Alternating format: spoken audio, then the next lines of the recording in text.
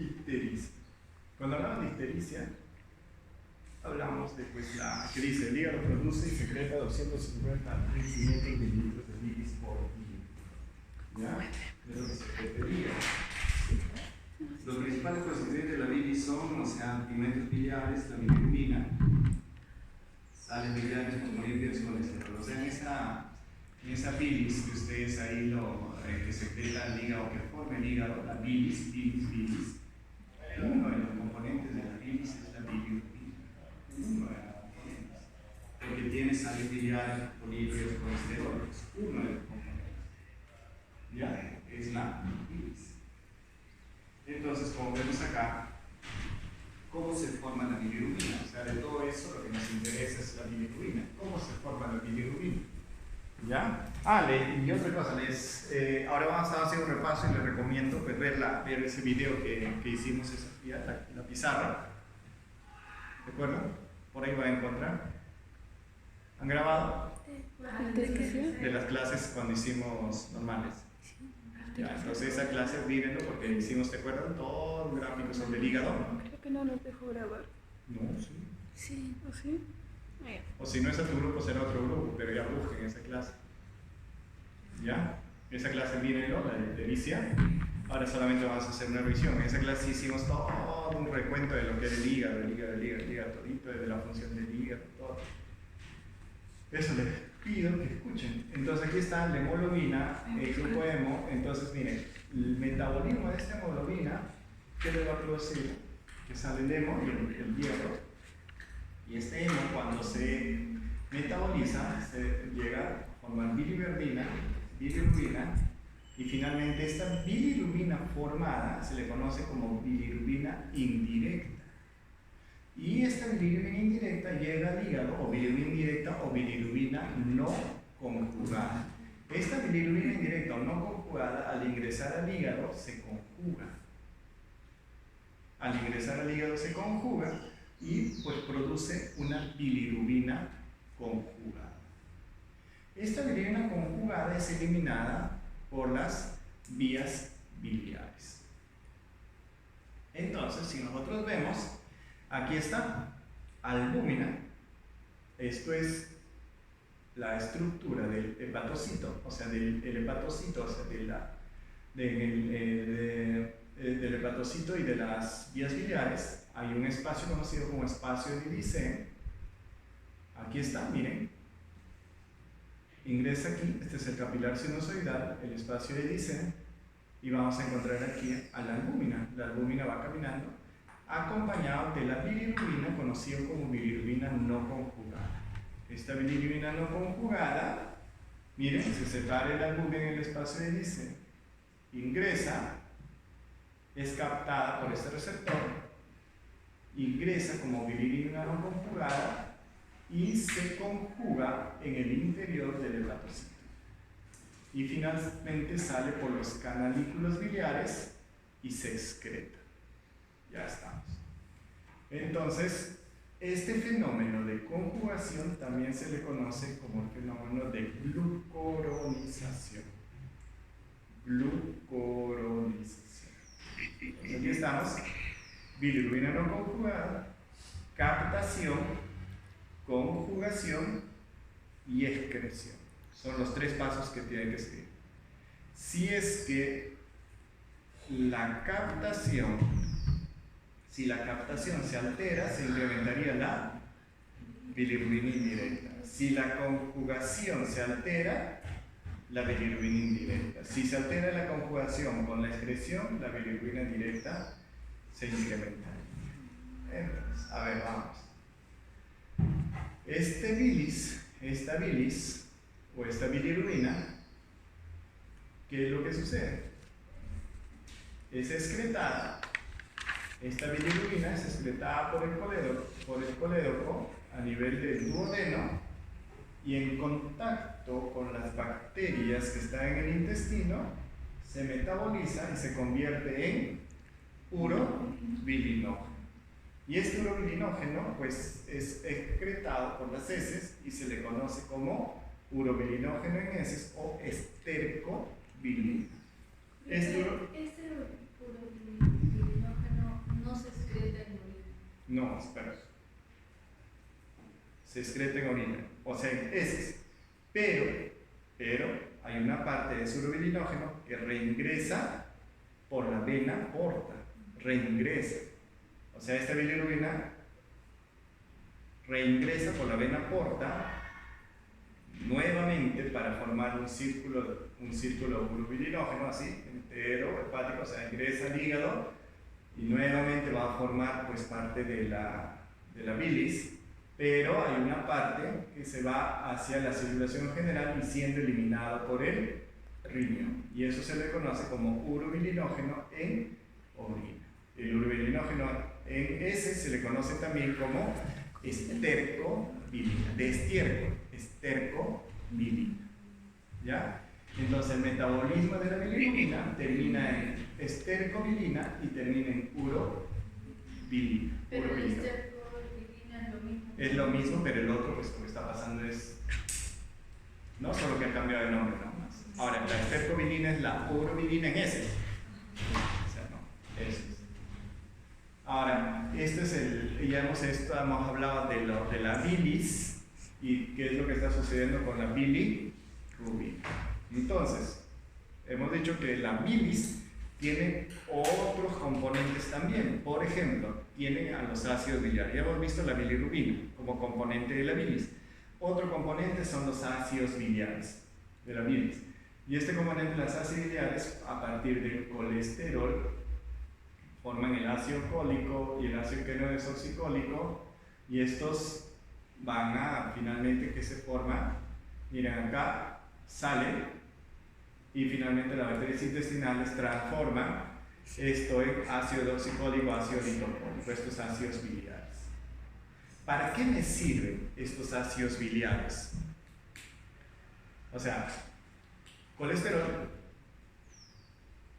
en el hígado, este es en el hígado, este colesterol se transforma en ácido cólico y ácido quenotoxicólico. Este ácido cólico y quenotoxicólico con la bilis, que es parte de la bilis, pues sale con la bilis, ¿no? Sale con la bilis. Y estando en el intestino, estos ácidos cólicos y quenotoxicólicos se transforman en ácido deoxicólico, litocólico y ursodeoxicólico. ¿Y para qué me sirven estos ácidos biliares? Porque van a emulsificar las grasas. Lecitina, colesterol, electrolípidos emulsifican las grasas. Cólico, glucocólico, desoxicólico. Ustedes, por eso es que, por ejemplo, ¿no? Dicen, cuando estás enfermo de la vesícula, ¿qué sucede?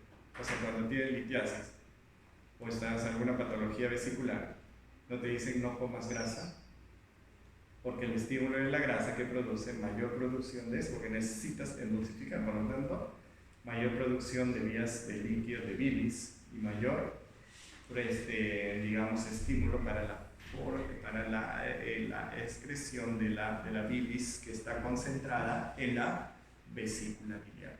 ¿Estamos? Está viniendo ahí. Para eso me sirven los ácidos biliares. Los ácidos biliares también tienen. La bilirrubina tenía una circulación enterohepática. Los ácidos biliares también tienen su circulación enterohepática. Miren. Vienen los ácidos biliares, se sintetizan en el hígado, se concentran en la vesícula y pues finalmente sale, ¿no? Puede concentrarse en la vesícula, pero finalmente sale y termina en el duodeno. Del duodeno viene el intestino delgado.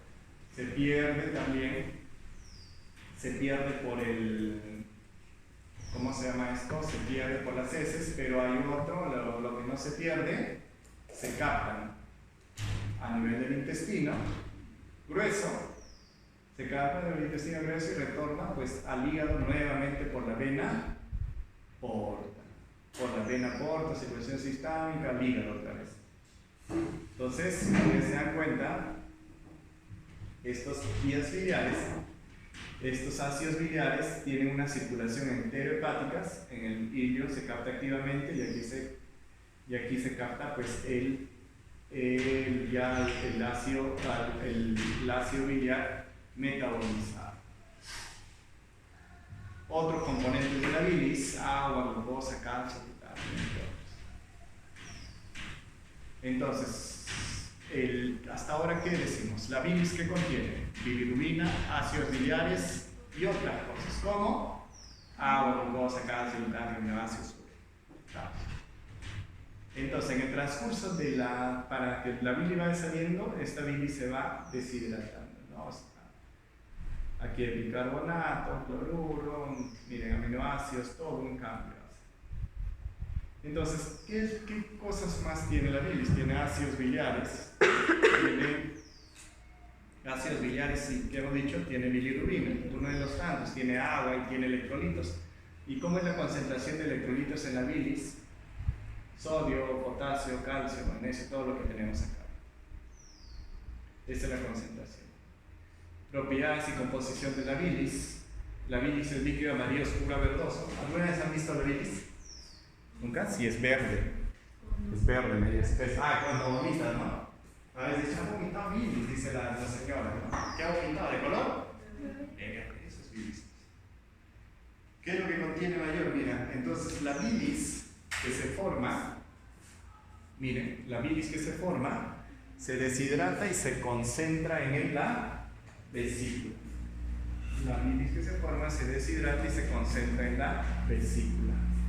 Esta bilis, miren, agua 95-97% y en la vesícula se deshidrata y tiene menos cantidad de agua. Las sales biliares, como está, se concentra más, hay el 6 a 10% de todo. Colesterol, todo se concentra, miren, los fosfolípidos se concentran, o sea que el componente de la bilis en las vías biliares es una bilis más concentrada. Funciones de la bilis, la función digestiva, que es la que está, nos facilita la emulsificación de los ácidos grasos. ¿Y quién hace eso? ¿Quién? Los ácidos biliares, ¿no? Emulsifican a las grasas. Excretora, ¿por qué? Digestiva, porque emulsifica las grasas, mira, mono de grasas, están reaccionando al lipasa intestinal formando visceral, o sea, emulsifica las grasas, nos ayuda a el metabolismo de las grasas. Pero también tiene una función excretora, y la función excretora es que se debe eliminar el catabolismo de los xenobióticos, ¿no? Los xenobióticos que son, por ejemplo, de los fármacos, o sustancias capaces de producirnos daño. Esto es lo que hace. Catabolismo de los xenobióticos. Entonces, cuando no logro, hasta aquí es anatomía, fisiología normal, ¿qué resulta? Que cuando hay algunas alteraciones en la capacidad de formación o de eliminación de la bilis, se incrementa dentro del cuerpo algún componente de la bilis, que el más sensible es la bilirrubina. Si se disminuye la capacidad de expresión, la capacidad de conjugación o la capacidad de captación, se incrementa la bilirrubina. Claro, obviamente se incrementan las demás cosas, pero lo que más se incrementa es la bilirrubina. Entonces, ¿qué es la ictericia? Es la coloración amarillenta de la piel y las mucosas por un aumento de la bilirrubina en sangre. Clínicamente, la ictericia se manifiesta cuando es mayor a 2 miligramos por decilitro. O sea, ustedes lo ven, dicen, mire, está amarillo sus ojos. Entonces, ¿cuánto tiene de bilirrubina? Más de 2.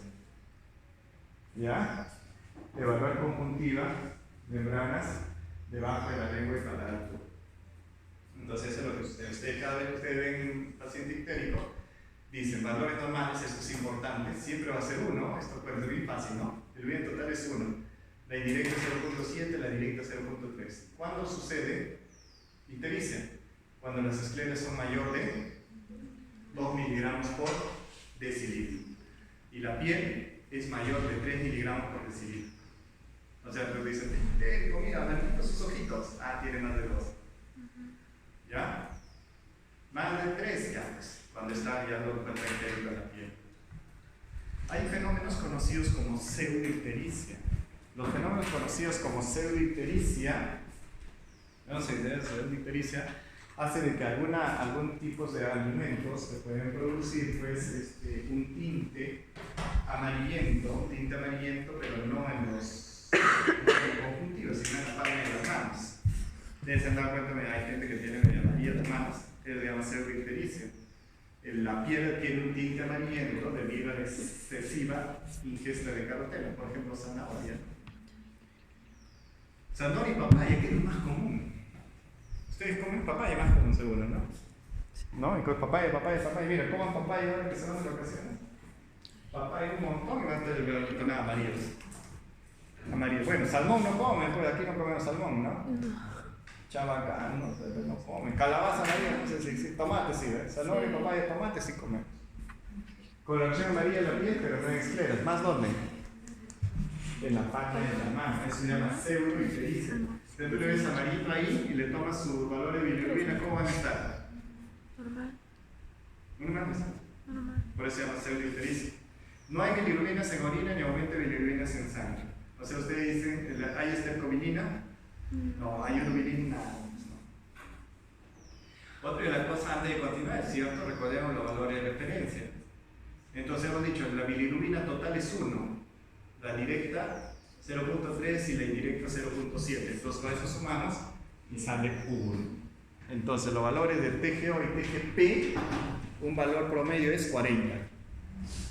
Aquí que dice 10 a 40, dice encima un promedio 40.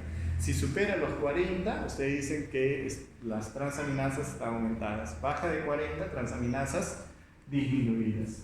La fosfatasa alcalina hasta 150. Entonces, cuando se obstruye el colédoco, por ejemplo, como no hay pasaje de bilis por el colédoco, se queda, ¿no? Y esto sucede que esto se llama colestasis. Pero esta fosfatasa alcalina no solo se eleva cuando hay obstrucción de las vías biliares, sino también se puede elevar, por ejemplo, en pacientes que tienen infiltración ósea por cáncer, también se eleva la fosfatasa alcalina. Pero cuando se asocia fosfatasa alcalina y gamma-glutamil transpeptidasa juntos elevados, esto sí corresponde a una fosfatasa alcalina que viene del hígado. O sea, si encuentran una fosfatasa alcalina elevada y gamma-glutamil transpeptidasa no elevada, ¿qué significa? De que esa fosfatasa alcalina se ha elevado, pero de otro lado, no del hígado. Y si tú quieres saber que esa fosfatasa alcalina se ha elevado del hígado, tiene que estar elevada la fosfatasa alcalina y la gamma-glutamil transpeptidasa. Estamos, si no los dos, si ustedes se elevan uno solito, ni caso. Ya, digan, no, eso debe ser de hueso, prostático, lo que quieras, pero no de. Ahora, la albúmina, esto sí es importante, y el tiempo de proteína también es importante porque estos valores son los que nos van a determinar. Siempre verificar con los valores de laboratorio, ¿no? Estos son promedios que tenemos. Por ejemplo, dicen, no, pero los valores, no, de mi laboratorio es diferente. Pues entonces son valores diferentes. No, estos son promedios que manejamos. Por lo tanto, hay dos tipos de ictericia. Una ictericia directa y una ictericia indirecta. La ictericia indirecta es ¿por qué? Porque la bilirrubina indirecta. ¿Ya murió? Entonces, terminando. Sí. ¿Sí? Ya, si no lo quieren matar, agárrenlos. Ya, antes que termine la clase, si no.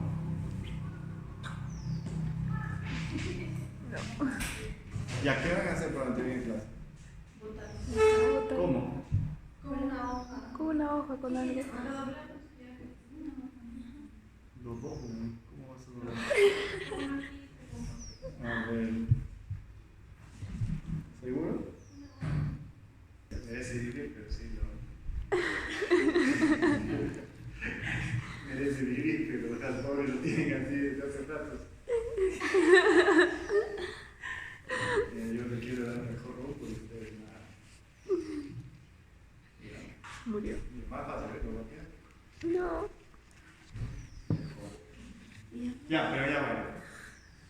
Ictericia, chicos, hay dos tipos de ictericia, ¿no? Uno se llama ictericia directa y otro es la ictericia indirecta, ¿ya? La ictericia directa es cuando se incrementa en el cuerpo la bilirrubina directa. Y la ictericia indirecta, cuando se incrementa en el cuerpo la bilirrubina indirecta, es la más fácil, ¿no? La bilirrubina no conjugada y bilirrubina conjugada. Entonces, puede ser alteraciones en la conjugación, ¿se acuerdan? En el hepatocito se altera la conjugación, no se conjuga, la bilirrubina indirecta se eleva. No se capta, la bilirrubina indirecta se eleva. ¿No? La bilirrubina directa, la bilirrubina conjugada. Por ejemplo, cuando se eleva la bilirrubina directa, se está elevando en dos formas.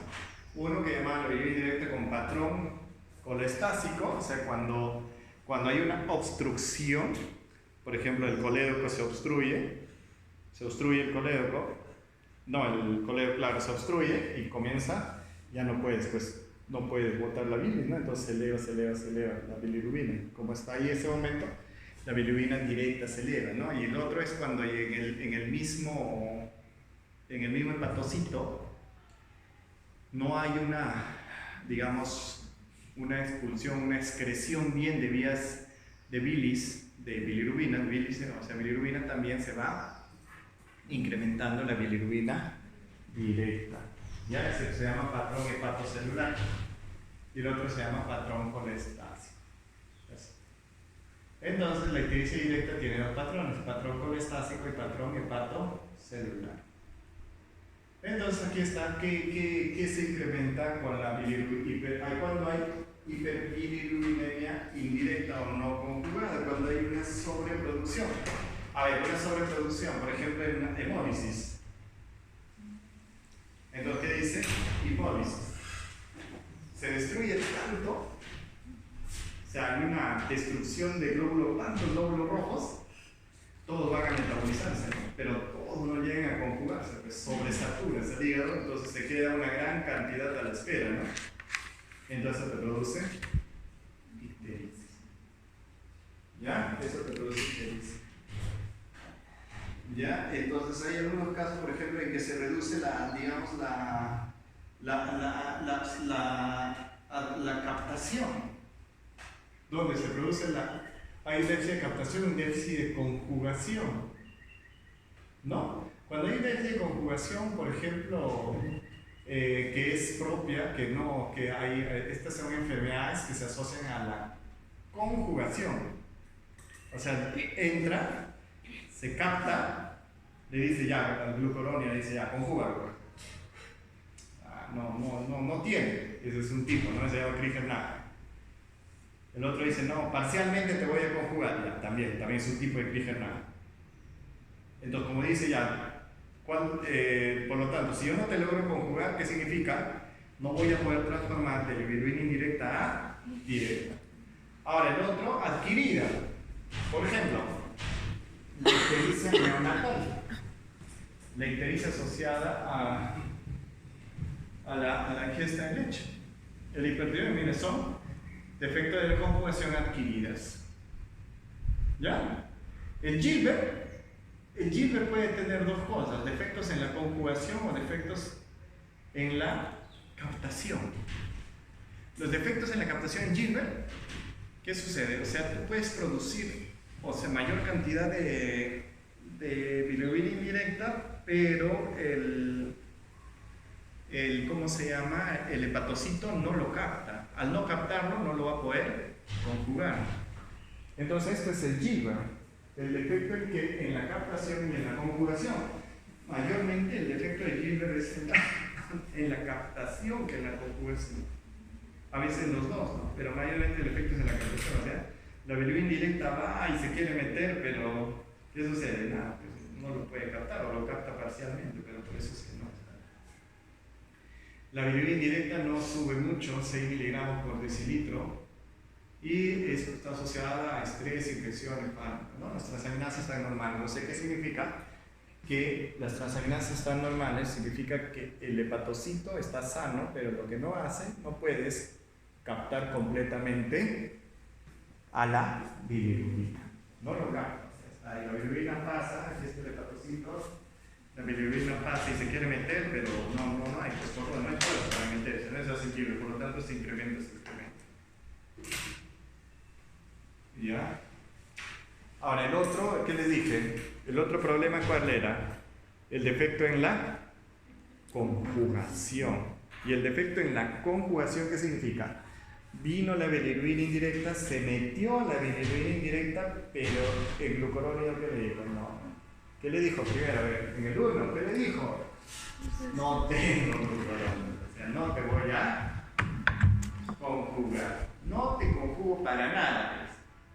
Es el Kriegler-Nachher tipo 1, es el peor. ¿No? Es el peor. O sea, hay una ictericia por bilirrubina indirecta, pues severísima. El Kriegler-Nachher tipo 2 dice, ya, yo te conjugo algunos, ¿no? A ver, de dos bilirrubinas, ya, uno te conjugo, dos no, uno ya. Entonces, los ictericios de niveles son más razonables. Y lo que se hace se le da fenobarbital que sí mejora, o sea, le da un poco de punch al UDP, ¿no? A la glucuronización, a esta enzima. Y también, esto va a suceder en la ictericia neonatal, ¿no? Defectos en la conjugación. El recién nacido, el prematuro, mucho mayor, más fácilmente hace ictericia neonatal. ¿Por qué? Porque aún es inmaduro su UDP, o sea, su capacidad de glucuronización todavía no está madura, o sea, es muy maduro, lo que hace que la bilirrubina indirecta no se conjugue totalmente. Entonces, como esta bilirrubina indirecta no está conjugada, ya hay ictericia y todavía estamos esperando de que madure bien esto, ¿qué es lo que hace? Le dan fototerapia. Entonces a los niñitos que están amarillitos le ponen como unos anteojos, le tapan y lo pasan como pollito a la brasa. Le ponen luz, ¿qué hacen? Que esa bilirrubina indirecta cambie su isómero, cambia y se va a metabolizar. Clasificación de la bilirrubina conjugada, ya esto, vamos a ver. La bilirrubina indirecta. La bilirrubina directa es cuando hay dificultades en la excreción. O sea, las dificultades en la excreción. O sea, ya lo conjugué. Cuando ya lo conjugo, ya se formó la bilirrubina directa. Pero mi problema, ¿dónde está? En que no lo puedo eliminar bien. En la excreción. ¿Entienden, no? O sea, mi problema no está en la conjugación. Ya lo conjugué, pero el problema es en la excreción. No lo puedo botar eso. No logro botarlo. Ya no logro botarlo. Y como no logro botarlo, dice, hay una hiperbilirrubina indirecta. Defectos en la capacidad de almacenamiento hepática de la bilirrubina conjugada. O sea, no logro botarlo, es bien raro. El de Dubin-Johnson, defectos en la excreción biliar. Pacientes adolescentes jóvenes. O sea, ese es mi problema, rotor y Dubin-Johnson. Mi dificultad es en la excreción. Y el otro ya tengo, eso es en el hígado. El otro problema ya es en la... Aquí, mira, aquí dificultades en la excreción, Dubin-Johnson, rotor. Y después pues puede haber una obstrucción. Puede haber una obstrucción en todo este segmento. Esta obstrucción en todo este segmento, ¿cómo se llama? Obstrucción. Y te da un patrón colestásico. Aquí sí se eleva fosfatasa alcalina y gamma-glutamina peptidasa. En cualquier segmento. Ya no es Dubin-Johnson ni tos. Entonces la expulsión brusca, ¿no? Violenta, ruidosa, eso que conocemos, y que resulta que liberamos cuerpos extraños. Se considera que la tos es patológica, por ejemplo, una tos más de 15 días seca o una tos productiva es patológica, y tenemos receptores para la tos. ¿Qué son los receptores para la tos? Ustedes se van y hay un poquito de polen. Entonces va. ¿Qué es el receptor? Ese va hacia los senos paranasales, hacia los canales auditivos, el esófago, todo, y que hacen que son lugares donde sensan que hay partículas extrañas alrededor, que están ingresando hacia dónde, están ingresando hacia el aparato respiratorio. Lo sensan y comienzan a producir estímulo. Así, miren, estos receptores ya los sensaron, ¿no? Sensaste el polen de aquí, ya. El cuerpo lo sensó, polen, y lo anda hacia dónde, miren, por los aferentes al centro de la tos. ¿Y el centro de la tos dónde está? En el bulbo. Bulbo raquídeo es el centro de la tos. Estos nervios aferentes llegan al centro de la tos y el centro de la tos lo evalúa y que dice respuesta, ¿no? Y la respuesta va directo hacia, por los nervios espinales, hacia los músculos respiratorios, hacia el frénico, hacia el diafragma, y el noveno para la laringe, la tráquea y los bronquios. ¿Qué hace? Hace pues que el diafragma se contraiga, inspires, la laringe se cierra, el diafragma se inspira, ¿no? Acompañado de músculos respiratorios, ¿y qué hace? La laringe se abre bruscamente. Al abrirse bruscamente, ¿qué sucede? Tos. Expulsas el aire brusco y eso produce sonido. Ya ustedes no han destapado un vino, ¿no? No, vino no sale para. ¿Ya? Entonces esos vinos así que lo destapan, ¿cómo sale? ¡Pof! Aire contenido. Aire contenido, pues. Abres y ¡pof! Dispara. Eso es lo que sucede, ¿no? Es lo mismo, ¿no? Entonces generas, incrementas, diafragma, ¡oh! Sale la tos. Esto es, según su duración, la tos puede ser de 9 a 3 semanas, la tos puede ser crónica, ¿no? Más de 8 semanas. Tos seca, tos húmeda. Causa de la tos, bueno, eso sí no nos interesa. Pero tampoco, ¿no? La tos puede ser de varias causas, ¿no? Tos crónica, subaguda. Y esto sí, ¿no? Esto sí nos interesa. ¿Qué tipos de estímulos nos pueden producir tos? Los estímulos mecánicos y los térmicos. Polvo, cuerpos extraños, todo. Entonces la intención es, una vez que yo tengo un cuerpo extraño o algo que me esté estimulando la tos, tomo aire, ¿no? Eso, tomo aire, el diafragma baja. Primero, ¿qué ha sucedido?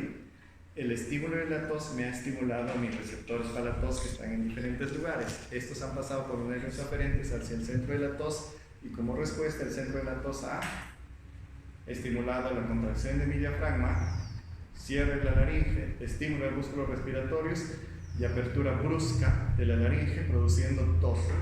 Eso es la salida. Es un mecanismo de defensa, eso es inmunidad innata. ¿Cuáles son los estímulos de la tos? Son múltiples, mecánicos y técnicos. Fase de la tos, imitación inicial, la que les digo, inspiración profunda, ¿no? Expiración forzada, fase compresiva, mira, la glotis se cierra, se contraen los músculos intercostales, se toma el aire y la fase expulsiva, una vez que ya está, se abre bruscamente la epiglotis, la glotis y ¡pah! Se movimiento explosivo del aire de las vías inferiores al superior y esto te produce sonido. Complicación de la tos, bueno, eso olvídense, eso es semiología. ¿Ya? Listo, chicos. Estamos con ITE.